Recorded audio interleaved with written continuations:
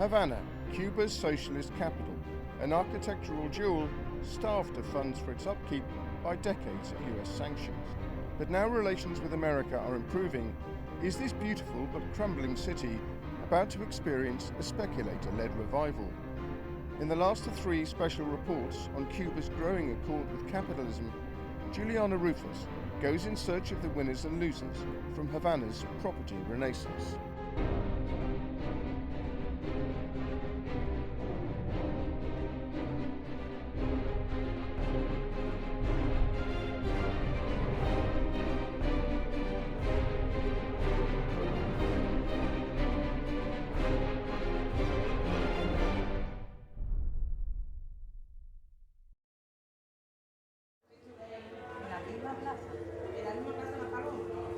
This is a slum tenement in Old Havana, Cuba. The residents want us to see how they're living.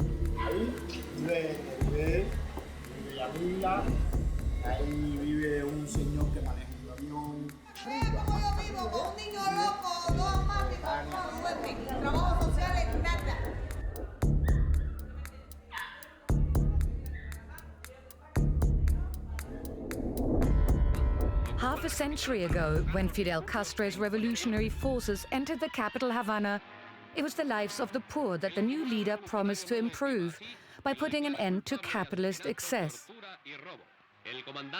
One of Castro's key measures was the elimination of the property market as a lucrative business. Housing was declared a human right, private rental was abolished, and the majority of Cubans were given free properties to live in. But with the US embargo declared on the revolutionary island and its finances dependent on an inefficient, state-driven economy, the government ran out of money. Vast parts of Havana fell into decline. In a radical move, the government opened up the economy in 2011 and property laws were reversed. Cubans were allowed to buy and sell their homes once more. The government says its revolutionary vision hasn't changed and that the reforms are aimed at keeping rather than dismantling socialism. But does the reintroduction of private property bring changes for Havana's urban poor? And how will the government deal with the wealthy new class that the regime once fought so hard to defeat? Plaza de Armas, Havana's oldest square. We've arranged to meet Aline Robena, chief architect for the Office of the Historian. It's a branch of the government responsible for the rehabilitation of Havana's historical center. It all started right here in this space. This is the square where the first archaeological works were developed. This is the area where the historian's office was settled as an office. It's an immensely powerful institution which publishes a master plan that serves as a blueprint for Havana's development. At its core is the idea of using income from tourism to fund the renovation of the city. And in 2011 alone, it generated $120 million in revenue. Here at the Plaza Vieja, some of the old mansions have been developed into businesses. Few of them had slums, very poor housing in very bad conditions in the 1980s. And when they were fixed, they were converted into microbrewery, for example, that was occupied by a lot of families. But it is also the goal of the master plan to keep as many of the original residents as possible living in the city center. That still has housing. But instead of having 50 families living in a very poor, overcrowded condition, now we have 5 or 6 apartments, and these people, these families, pay rent to the government, but it's subsidized. Eileen takes us to see a family who have been allocated a renovated apartment. The Perez family have been living here since Mylene Perez pleaded hardship with the Office of the Historian. Llegamos por un cambio de casa, de apartamento, de habitación, como se hace aquí, dado la necesidad del lugar donde vivíamos, que no tenía las mejores condiciones. Ya yo tenía una niña pequeña. Both Perez are working for the tourism industry and earn a competitive wage. But the average Cuban is employed by the state and earns just $25 per month. The subsidy system means that the Perez family's monthly rent is fixed at 4% of the state salary, or just $1. Amamos su comodidad, su espacio, lo céntrico que está. Realmente tiene una vista muy bonita, tú lo pudiste constatar. Y estamos tranquilos y cómodos aquí, es una zona tranquila realmente. Eso nos gusta mucho. But back in the square, we find out that the current economic changes do make it harder to keep the original residents in the city. Increasingly, housing is converted privately into cafes and bars. Some of the families that used to live in these upper floors owned their places. And according to the law that we have right now, places that are in private ownership can be sold. So these families have been tempted because they have been offered a very large amount of money for their spaces because there is a big demand for these lovely areas surrounding the colonial squares.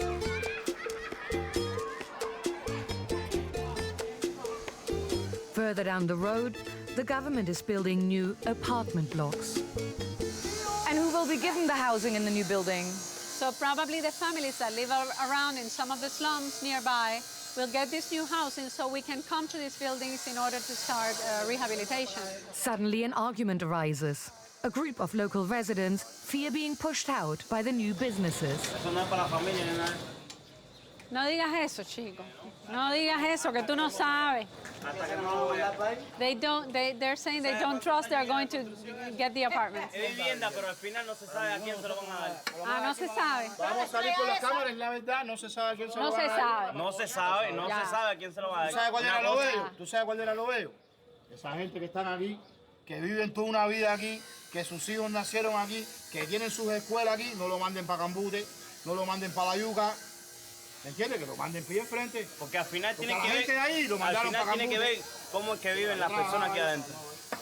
Al final eso es lo que tienen que ver. No es porque digan que al final... Over 40 families live in this former mansion. Niclesis Sanchez takes us around. 200,000 out of Havana's 2.2 million residents live in conditions like these.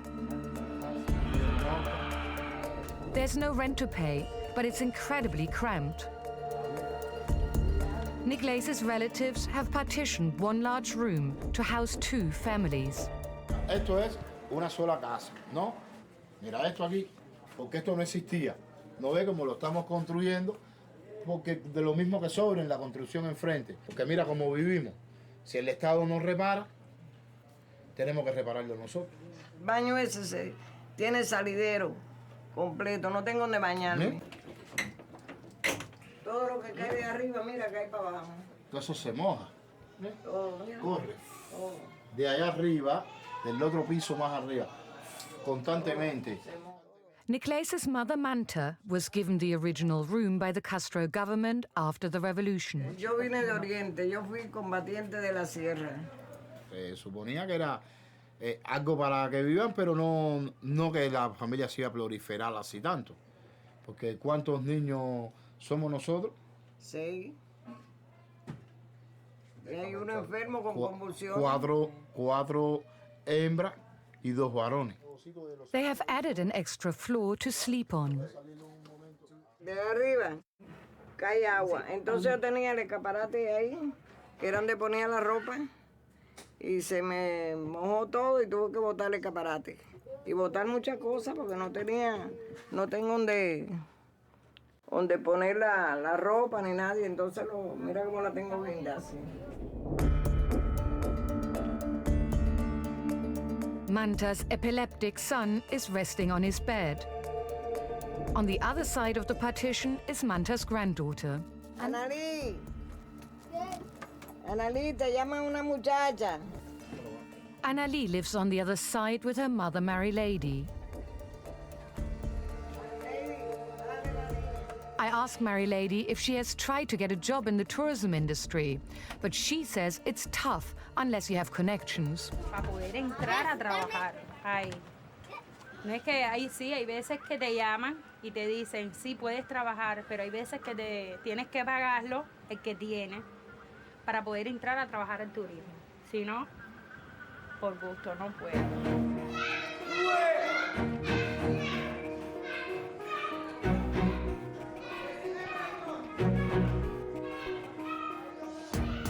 When we see Eileen again, she says she can understand the residents' complaints. Perfect situation would be to have enough new housing to give to all of them. But there are many limitations. So do you think people are suspicious that the government will not act in their interest? No, I wouldn't say suspicious. The problem is that they have been waiting for a solution to their problems for a long time. We haven't been efficient enough to solve them for practical reasons, because the country has made priorities in education or healthcare, and then housing has been waiting too long.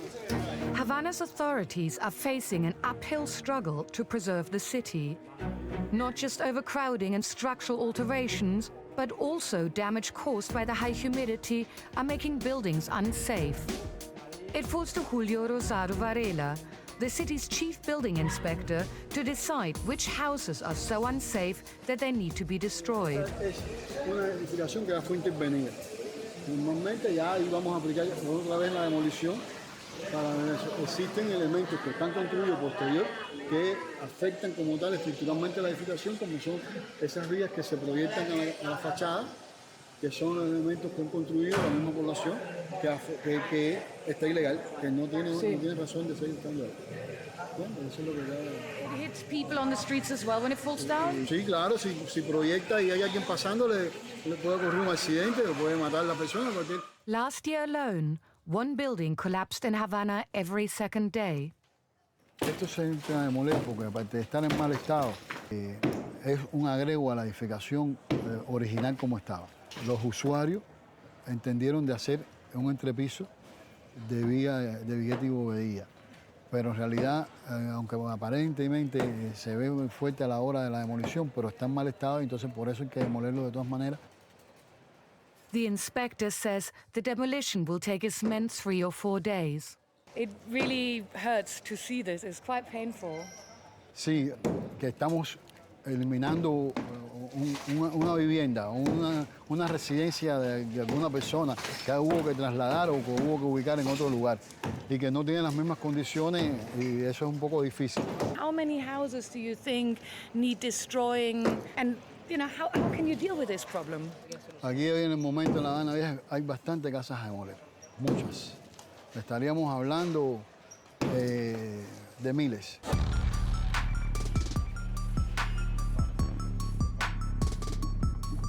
Recognizing Cuba's urgent need for more housing in the 1960s, the Castro government began building Soviet-style, prefabricated satellite cities, with several of them located around Havana. Once highly desirable, today they have become the destination for those who can no longer be housed in the capital. Luis Rodriguez and Felix Sanchez moved to Alamar 15 years ago when their building in Old Havana was turned into a hotel. The government gives families here free apartments, but for many, property ownership is a small consolation for a big transition. Was it difficult to come here from Old Havana? Was it a difficult change for you? Al principio sí. Al principio era un cambio porque ya estaba adaptado a amistades, los lugares me quedaban más cerca, más céntricos. Y ahí cuando vine para acá era totalmente diferente, todo era totalmente diferente. Ya me fui poco a poco, a través del paso, de los años, fui conociendo más personas, hice nuevas amistades y fui mejorando, ¿ya entiendes? Luis works at a nearby refinery, and it turns out that Felix is in construction, building houses for those who still arrive from Havana. We've asked them to take us to meet the latest arrivals. Hola. Juliette Hernandez had to leave Havana 3 months ago. Her home became unsafe after a building collapsed next door. Estaba casualmente peinándome para irme para el trabajo. Y cuando sentí el estruendo, fui corriendo ahí a tratar de salvar a las personas. Y yo fui quien saqué al niñito del año y a la mamá, que nos mandaron para aquí, para la mar. Mi vida me cambió. Drásticamente, completamente me cambió. The government has given Juliette and her children this 3-bedroom flat. So what was the choice that the government gave you? No, ninguna elección. Para aquí, si no íbamos para un albergue. Y rápido, los camiones estaban ahí abajo, no teníamos opción, teníamos que recoger y estábamos traumatizados por los muertos. Yo digo, bueno. Juliette would have preferred a new home in Havana. Now it takes her 2 hours by bus to commute into work. Luis tries to cheer her up. No, más o menos, al principio, tú sabes cómo es todo extraño. Esto es extraño. Como mismo te sientes tú, nos sentimos nosotros. La Habana es La Habana, como se dice. We had been hearing repeatedly about temporary shelters on the outskirts of Havana. We're trying to find one called La Yuca. Whole communities have been stuck in these camps for years, we've been told. We arrive and meet Dulce Maria Gutierrez and her friend Jamila Leon. Hola. Juliana, Dulce. Dulce, mucho gusto. Yamila. Ellas vienen de La Habana Vieja también.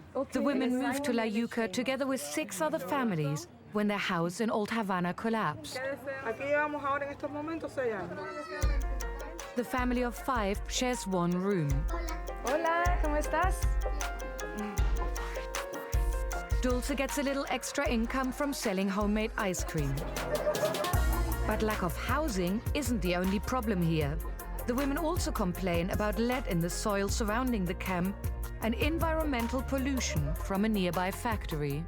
Han habido muchos problemas de salud, pero no era solamente el plomo, la fosa estaba rota. Hace mucho tiempo vistiendo que todavía está rota. Y eso es otra contaminación porque son aguas negras las que vierten. Y había muchos niños que les salían granos y empezamos a preocuparnos. Y bueno, se ha ido, sí, impétigo y muchas alergias, muchos niños. The women say that before the collapse of their old building, they had spent years writing letters asking to be rehoused. Ironically, it is only now that problems have been discovered in La Yuca that their dream of owning a house may finally become a reality. When or where, they don't yet know. Do you think the government has the money to build new housing? El dinero no lo tiene. Cuba no tiene, intenciones tiene, pero realmente no tenemos presupuesto. No tenemos presupuesto. Bastante hacen, pero no alcanza, ¿entiendes? No es solamente Habana Vieja. Hay otros municipios que están muy viejos y presentan las mismas complicaciones constructivas. El deterioro es general, no es solamente Habana Vieja. Y el Estado no puede con todo. The government hopes that allowing private real estate will help stimulate the economy. It's an opportunity that was taken up swiftly. In the first week of 2011 alone, 750,000 Cuban homeowners went to register their properties.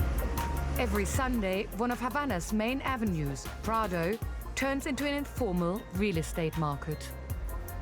Quite a few of the sellers here are putting their houses onto the market to generate cash that will allow them to set up a business. In a country that offers few formal lines of credit, this creates genuine new opportunities. But some of the most successful business ventures are opened by Cubans who have been drawn by the changes to return from abroad. Yadaguia runs Point to Cuba, one of Havana's most upmarket real estate agencies. So this is the mansion built in 1933. It's an Art Deco house. It has 8 bedrooms and 5 bathrooms. This is the dining room. Has a lot of lights, high ceiling, beautiful marble on the floor. A villa like this will set a buyer back around $850,000. And each successful sale adds new members to Havana's growing middle class. But Cuba's real estate is so attractive that the government has set limits. In order to keep the country's housing stock in Cuban hands, foreigners are restricted from buying most properties. Who then are the people who are buying? Mostly Cubans that live abroad are buying the most beautiful houses because they are the most expensive one. A staggering $1 billion is now flowing from American Cubans to their island relatives each year. It's a huge driving force behind the purchase of upmarket real estate. As you see, the concept is very open. You have the living room, the dining room, and then access to the beautiful outdoor space. Here you can just relax. Yolanda Fernandez is an industrial designer who lives between Cuba and Mexico. Being permitted to sell her property prompted her to invest money in its renovation, hoping a profitable sale will pay for a move abroad. Me gustaría alguien que realmente la mantuviera. Y la apreciara. Hay algo que la gente que tiene mucho dinero y tiene mal gusto es una combinación horrible. Sí, así la mismo pueden es. destruir en un minuto. Yolanda's house used to look just like the one next door. And the hope is that investments such as these won't just pay off for the owners, they will also create income across the economy as a whole. But I'm about to meet a far bigger player who's also eyeing Havana's real estate. Hugo Cancio is a Cuban who fled the island to live in Miami during the times of economic hardship. Today, he's an entrepreneur and art collector. He has returned to Havana to speak to the government about a series of large investments. This is where we come to get inspired, to get motivated, to understand, to feel, to smell Havana. Even in chaos, even in this colored city, I see, a tremendous amount of beauty and opportunity. Hugo publishes magazines on art and real estate and says he's about to launch tech startups. Our website on Cuba.com is the most read website in the world about Cuba, and this is where our journalists and editors do their jobs. Hola. Ding, ding. As a Cuban American and as the owner of a Miami-based holding company, Hugo says he is the perfect man to bring new business. Who better than me? This is my country of origin. I lived 35 years in the United States. I bring expertise, know-how, resources, and passion and love. That combination is a powerful combination. Until the US Congress lifts the economic embargo, it's difficult for American citizens to invest in Cuba. But Hugo claims American money is ready and waiting. We have raised a lot of money, tens of millions of dollars to be ready to invest in the real estate market once it becomes available and once it becomes legal under US laws. If I've understood you right, you've set up a fund to be ready to invest once that is possible. Is that correct? Yes, that is correct. We are launching a $300 million fund that is to invest in Cuba in general, in those particular sectors, technology, telecommunication, real estate. I want to be able to say, who do I write the check to? And I think that's key. Back in Old Havana, the government is already working on construction sites with foreign companies. This former shopping mall, Manzana de Gomez, is being turned into a luxury hotel. I think we can actually go inside and see. No, this is an investment that is not part of the project of the historian's office. The development is a partnership between Cuba's tourism company Gaviota, the French construction company Bouygues Battement, and the luxury hotel chain Kempinski. They have to say what they want in terms of the conditions of the room, and so they have their designers and people of their teams participating with the Cuban designers. To many observers, it looks like capitalism is sneaking into Cuba through the back door. Do you ever worry that some of the foreign companies that are coming in may not share the vision that you have in how Cubans will live in Cuba? Yeah, I'm definitely scared about that. Maybe they don't even share it now. I mean, they're doing business. It's our responsibility to make that happen. And I believe the Cuban government will support us, even at the top level. But we have to be there, trying to make it happen. One thing is for sure, Cuba's poor are desperately waiting to see changes. They too feel that hard work should bring rewards. Yo tengo 47 años y no tengo nada escrito. Nunca he tenido un auto, nunca. No sé si lo logre tener. He trabajado mucho, ¿no? Yo tengo callo en la palma de la mano. Hay que elaborar para tener callo en la palma de la mano. Cuba is undergoing its most profound transition since the 1950s. It remains to be seen whether the lives of its poorest citizens will finally improve, or whether the changes spell an end to the Cuban Revolution. Esto nos molesta y tenemos que criticarlo. Porque la revolución en Cuba está naciendo ahora. Hay revolución para rato. Eso te lo aseguro yo.